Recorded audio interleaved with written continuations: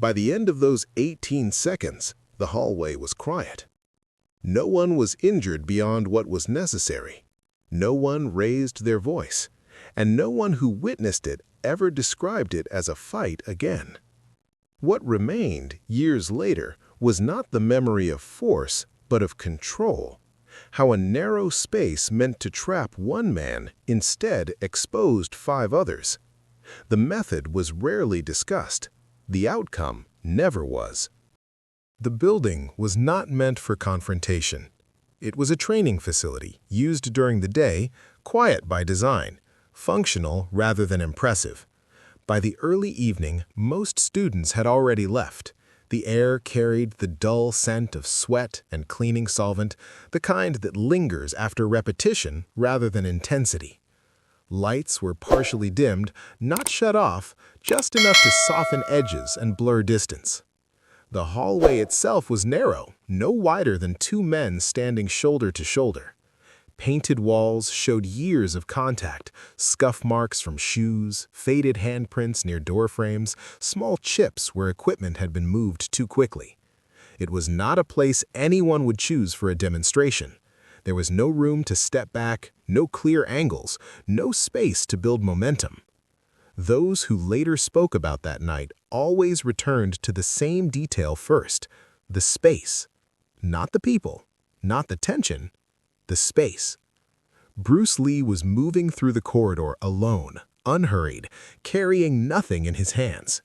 He had finished training earlier and remained behind longer than usual. That was not uncommon. He often stayed after sessions, not to instruct, but to test ideas quietly. Foot placement, balance, small adjustments that required privacy rather than audience. There was no announcement of confrontation, no raised voices, no challenge issued across the room. What occurred began with proximity, not provocation. 5 men entered the hallway from the opposite end. They were not strangers to physical training. They were accustomed to sparring rooms, open mats, controlled conditions. The corridor offered none of that. Witnesses later said Bruce Lee stopped walking not because he was blocked, but because stopping made sense. Forward motion would have reduced options. Retreat would have suggested uncertainty. He stood where he was, centered within the space.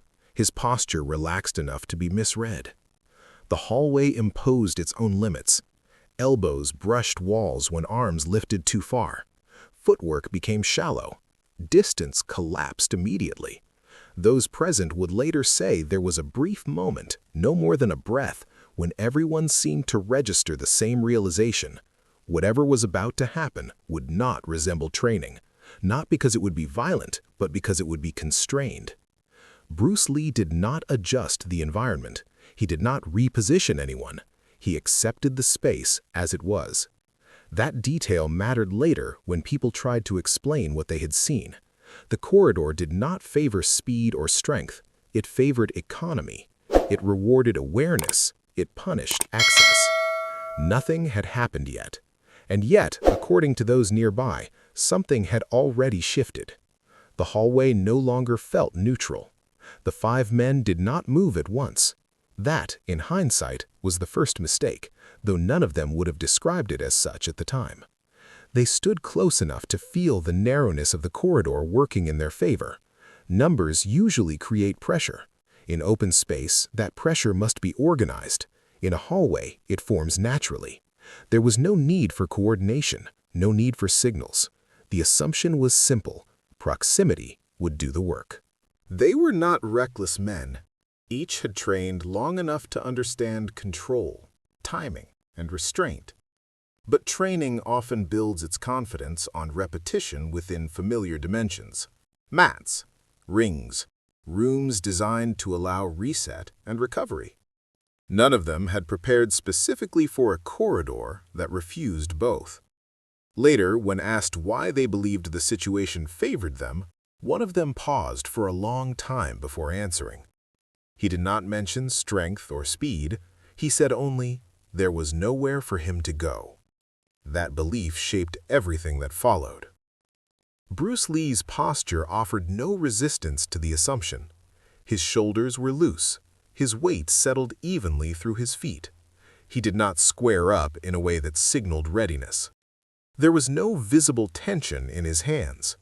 To an observer expecting defiance, it looked almost dismissive. No verbal challenge was exchanged. No terms were set. One of the men stepped half a pace forward, more to establish presence than to initiate action. The others adjusted instinctively, closing what little distance remained. The corridor compressed further. Breath became audible. Fabric brushed against fabric. What they mistook for stillness was calculation. Bruce Lee's attention moved without turning his head.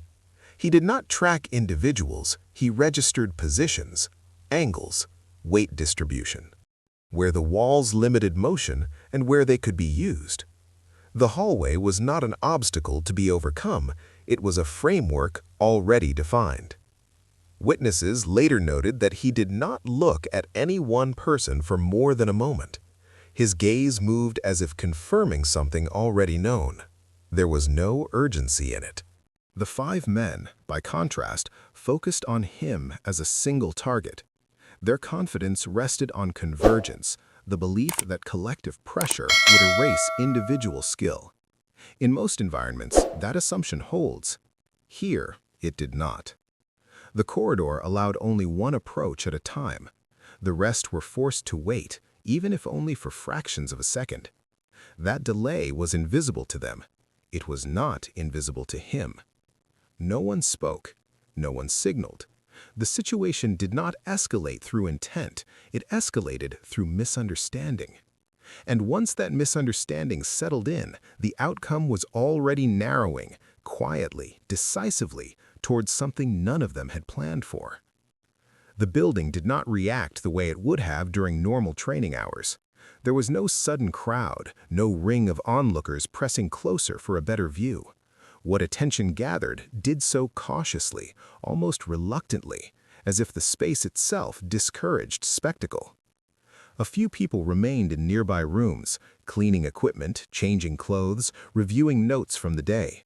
None of them heard shouting, none of them heard a challenge. What they noticed instead was the absence of ordinary sound. Footsteps paused, conversations trailed off mid-sentence. Somewhere down the corridor, a door that should have closed did not.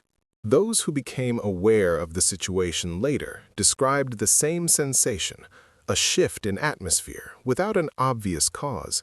It was not fear, it was focus, the kind that draws itself inward rather than outward. Bruce Lee remained still, but not passive. His breathing stayed low and even, unaltered by proximity or numbers. To those watching from a distance, he appeared almost detached from the moment, as if it were unfolding on a schedule already set. The 5 men, sensing attention without seeing it, became subtly aware of themselves. Shoulders tightened, weight shifted. One of them adjusted his stance unnecessarily, scraping a shoe against the floor. The sound echoed louder than expected. No one stepped in. No one intervened. There was an unspoken understanding among those nearby that whatever was forming in the hallway did not belong to them. This was not a public display seeking validation. It was something contained, self-resolving. The silence grew denser, not from anticipation, but from restraint. People did not lean forward, they leaned back. Doors remained half open. Faces turned away as often as they looked. Within the corridor, the imbalance of expectation began to show. The men had anticipated resistance, verbal, physical, or both. They had not anticipated neutrality. Bruce Lee did not mirror their tension. He did not acknowledge their numbers. His calm did not challenge them directly, which made it difficult to respond to. Later, one of the witnesses said the moment felt prolonged, though it could not have lasted more than a few seconds. Time seemed to stretch, not because nothing was happening, but because nothing obvious was. The hallway held its breath. This was the point, according to those who reflected on it later, when the situation could still have dissolved. Someone could have stepped back. Space could have been restored. The moment could have passed without consequence. But attention, once gathered, has weight. And in that quiet compression, where expectation met stillness, the balance tipped, not through action, but through the absence of it. What followed did not begin loudly, it began precisely. No signal marked the beginning. No one later agreed on the exact moment it started. Those closest to the hallway said the first movement was almost unnoticeable, a shift of weight rather than a strike. Bruce Lee did not advance, he did not retreat. He adjusted his position by inches, not feet, aligning himself with the narrow geometry of the corridor rather than against it. What followed was not perceived as a sequence at the time. It was reconstructed afterward, piece by people comparing impressions rather than observations. No one claimed to have seen everything clearly. That, in itself, became part of the story. There was no wide motion, no exaggerated technique. Arms stayed close to the body. Steps were shallow. The walls limited extension, and Bruce Lee never attempted to exceed those limits. Instead, he worked inside them, as if the corridor had been designed for exactly this purpose. The first imbalance occurred almost immediately. One of the men shifted forward and the space rejected the movement. There was no room to recover. Bruce Lee did not force the error, he accepted it. A brief contact, too brief for most to describe, redirected momentum into the wall. The sound was not sharp, it was dull, controlled. The others reacted late, not because they were slow, but because they were waiting for something larger to happen. A swing, a rush, a break in rhythm. None came. Bruce Lee's movements remained economical to the point of being difficult to track. He did not follow opponents once they were neutralized. His attention moved on immediately, not dismissively, but efficiently. Each engagement ended the moment it no longer required continuation. Witnesses later struggled with language. They avoided words like fight or exchange. One said it looked like corrections being made. Another said it resembled crowd control rather than combat. What they agreed on was the absence of excess. At no point did Bruce Lee raise his voice. At no point did he display urgency. 18 seconds passed, though no one was counting. The duration only became relevant later, when someone checked a watch out of disbelief rather than precision. When the movement stopped, it stopped completely. There was no lingering posture, no stance held for effect. The corridor returned to stillness as if nothing had disturbed it. 5 men remained upright, but not composed. None appeared seriously injured. None attempted to continue. Their expressions suggested confusion more than pain. The narrow space that had promised advantage now felt exposed, unforgiving. Bruce Lee stepped aside, creating space where none had existed before. He did not look back as he moved away. There was no acknowledgement of outcome. Those present later said the most unsettling part was not what they saw, but how little there was to describe. Something decisive had occurred. And yet it left almost no visible trace. The hallway was unchanged. The understanding of what had happened there was not. The immediate aftermath was quiet in a way that felt deliberate, though no one had planned it. There were no raised voices, no attempts to reassert control. The 5 men remained where they were, not out of restraint, but because something internal was still adjusting. What had ended was not their ability to continue. It was their certainty. Physically, the effects were minor. A shoulder pressed carefully, a wrist rotated once before being lowered. One man leaned briefly against the wall, more to collect himself than to recover. There was no rush for assistance, no sense of emergency. The absence of visible damage made the event harder to process, not easier. The psychological shift, however, was immediate. They had entered the hallway believing outcome would be determined by compression, by crowding a single individual until response became unavoidable. What they experienced instead was precision that did not require space, speed that did not advertise itself, and control that did not escalate. One of them later admitted that the most disorienting moment came not during the contact, but afterward. The realization that there had been no opportunity to respond, not because of force, but because of timing. Decisions had been rendered irrelevant before they could be formed. This unsettled them more than pain would have. Bruce Lee did not stay to observe the effect. By the time the men fully reoriented themselves, he was already gone from the corridor. There was no final glance, no statement left behind to frame the moment. That absence forced interpretation inward. In the hours that followed, the story did not spread quickly. Those involved spoke quietly, if at all. When they did, they avoided dramatic language. They focused on small details, the way balance had been taken, how the walls seemed closer afterward, how quickly confidence had dissolved. None of them claimed defeat. None claimed victory. What they shared when they spoke to others later was a sense of miscalculation. They had assumed confrontation would test strength or resolve. Instead, it had exposed assumptions they did not know they were making.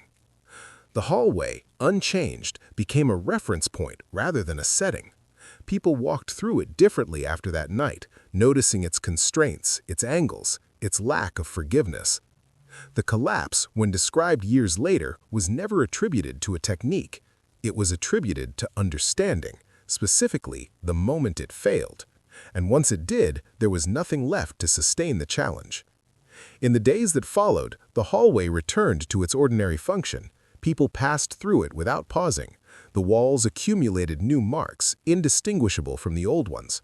No sign indicated that anything of consequence had taken place there. Yet the incident did not disappear.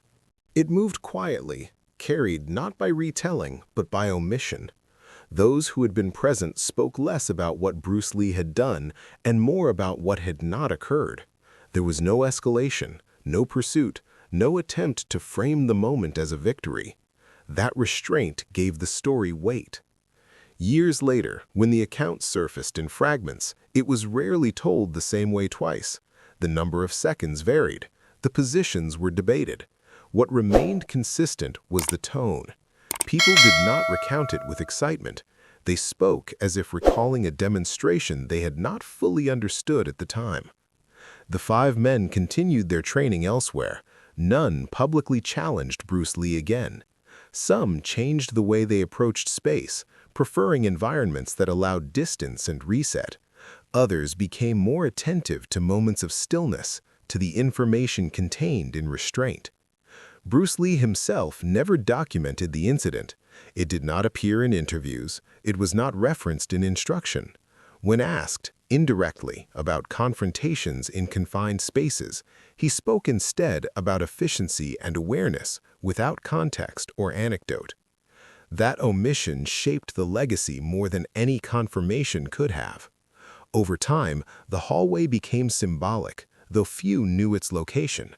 It represented a principle rather than an event, that mastery does not announce itself, that control does not require dominance, and that the most decisive moments often leave the smallest footprint. By the time Bruce Lee's reputation reached global scale, the story of the corridor was already settled among those who knew it. It was not held up as proof of superiority. It was referenced as an example of restraint. Decades later, the incident remains difficult to classify. It was not a fight in the conventional sense. It produced no footage, no formal record, no clear winner to celebrate. What endured was the lesson embedded in its quiet resolution, that understanding space, timing, and intent can end a confrontation before it ever becomes one. The hallway still exists, unchanged. What happened there does not.